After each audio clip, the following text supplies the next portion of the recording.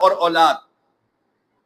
عزیزان محترم، آپ بہتر جانتے ہیں کہ 45 سال اور سرور کائنات کو ابتری کے تانے ملتے رہے. سن مبارک حضرت کا 45 ہو گیا. اولاد جو عطا ہوتی عطا کر کر واپس لے لی جاتی. اب دشمن خدا دشمن دین خوش اس لیے کہ مقصد رسول ختم ہو جائے گا اور آواز سرور کائنات دب جائے گی، اس لیے کہ آپ کا کوئی وارث نہیں ہے، آپ کی کوئی اولاد نہیں ہے. لہذا اب طریقے تانے، لا ولد ہونے کے تانے.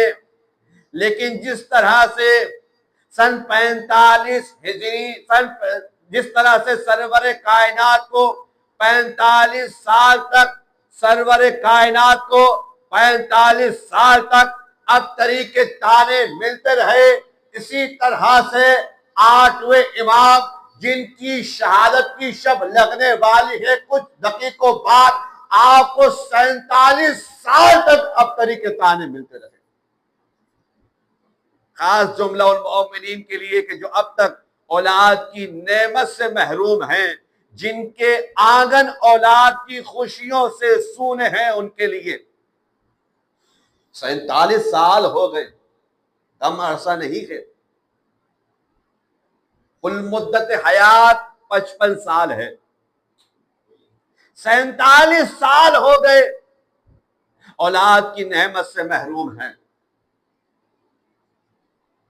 لیکن جس طرح سے اللہ نے اپنے محبوب کو 45 سال میں اولاد صالحہ نرینہ عطا کی، اسی طرح سے 47 سال میں 8ویں امام کو 9ویں امام جیسی نعمت عطا کر کر زمانے کو بتلا دیا تھا قیامت.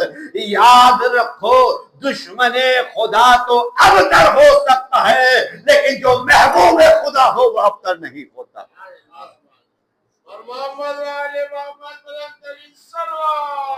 اللہم صلی علی محمد وآل محمد وعجل فرجہ.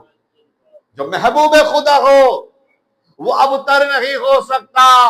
میں ہاتھوں کو جوڑ کر آپ تمام مومنین کی نیابت میں بارگاہ اذنی میں سوال کرنے لگا ہوں، پالنے والے یہ تیرا محبوب ہے، یہ تیرے بندوں کا امام ہے، یہ تیرا جانشین ہے، یہ زمین پر تیرا نائب ہے، اولاد کی نعمت سے محروم رکھا، 47 سال تک محروم رکھا. اس کے پیچھے فلسفہ کیا ہے، اس کے پیچھے حکمت الہی کیا ہے؟ تو بعید نہیں، ہاتھی پہ غیبی سے آواز کیا ہے. میں بتلانا اور سمجھانا یہ چاہتا ہوں، اور میں پیغام یہ دینا چاہتا ہوں، اور میں یہ دیکھنا چاہتا ہوں کہ اولاد ایک نعمت ہے، اولاد ایک قسم کا رزق ہے. کسی کو جلدی عطا کرتا ہوں، کسی کو بعد میں عطا کرتا ہوں. دیکھنا یہ ہے کون جلدی پا کر شکر کرتا ہے اور کون دیر سے پا کر صبر کرتا ہے. تو لہٰذا اس کے ہاتھ دیر ہے، اندھیر نہیں. لہٰذا جو مومنین اولاد کی نعمت سے اب تک محروم ہیں، توسل کیجئے 8ویں امام سے، 8ویں امام کی ذات سے توسل کیجئے.